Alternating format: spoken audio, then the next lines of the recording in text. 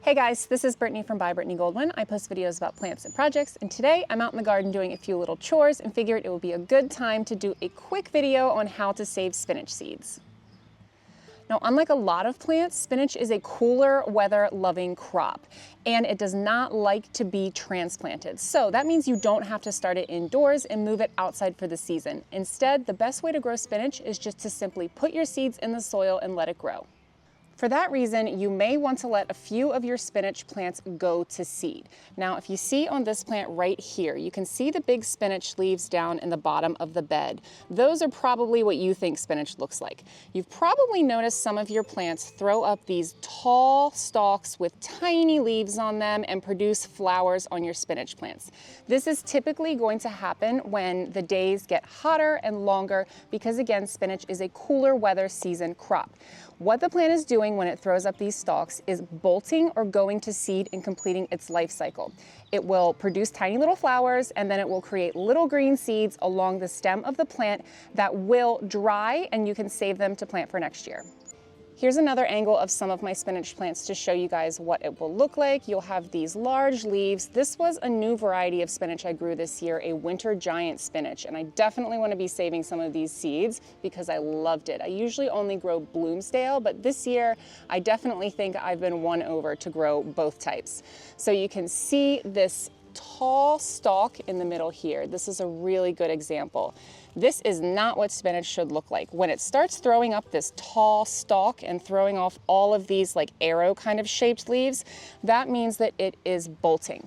Now this one has not produced all of the flowers and seeds yet that will dry and you'll be able to save, but one of my Bloomsdale spinach plants I have been saving and keeping in the soil just because I knew I wanted to save seeds from it, so I'll show you what that looks like.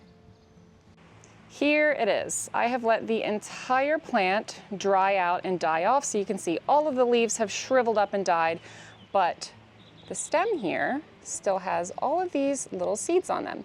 So these started off as green seeds, and I just let them completely dry on the stalk before coming in and just picking them off.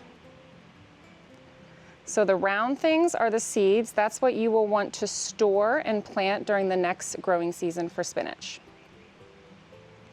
And the seeds will generally be clustered in like these little pods up and down the stalks that you can easily pick off. I'm holding the camera right now, so it's a little bit harder, but if you use one hand to hold the stem and the other hand to pick off the little cluster all at once, that's the easiest way to get them all. And then, as with all seeds that you harvest and store, make sure that you have dried them completely. So pick them on a sunny day, not a rainy day, and then maybe spread them out on a paper towel to store before you store them, especially if you're going to be storing in an airtight container. I use these little plastic seed vials with screw-on lids, so I have to make sure my seeds are extra dry before storing them in there because I don't store them in something breathable. You can also just throw them in like a little breathable paper bag. A lot of people like those because then you don't run the risk of having any pent-up moisture. And then for seeds that you save yourself, you never really know what the viability is going to be for them. So I recommend doing a test with your seeds. So even right now, when it's not the time of year that I would typically be growing spinach, I could pop a couple seeds in some soil and water them and wait for them to sprout. And then I wouldn't be getting any spinach out of it. I would just be seeing if the seeds are viable and are sprouting. If you don't want to go through that hassle, just save more than you think you need and then sprinkle more than you want to plant when you plant them in the fall or in the spring to make sure that you get enough seedlings. Now, if you have the problem of where everything germinates, that's a good problem to have. All you have to do is thin out the seeds just like you would if you were using seeds from a packet. So I hope this quick video on saving spinach seeds was helpful, and I hope that you never have to buy spinach seeds again. Until next time, happy planting.